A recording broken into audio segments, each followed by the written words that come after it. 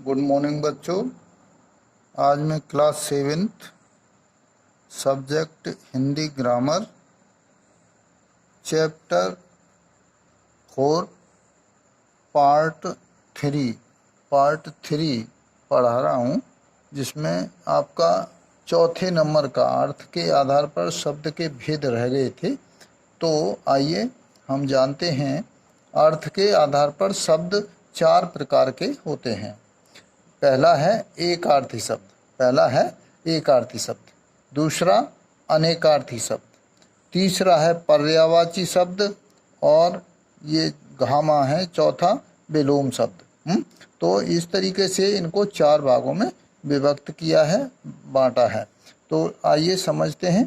पहला है एकार्थी शब्द। एकार्थी शब्द क्या है? जिन शब्दों का केवल एक ही निश्चित अर्थ होता है वे एकार्थी शब्द कहलाते हैं, जैसे माता, दिल्ली, समुद्र, नमस्ते आदि। और दूसरा है अनेकार्थी शब्द। तो ऐसे शब्द जिनके एक से अधिक अर्थ होते हैं वे अनेकार्थी शब्द कहलाते हैं। जैसे घन का है बादल, घड़ा, घटा, हथौड़ा। अमर का है वस्त्र, आकाश। तीर का है किनारा और बाण है। उत्तर का जवाब और दिशा।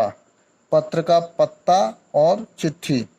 कनक का है सोना, धतूरा। सुर का देवता, सुर, ताल।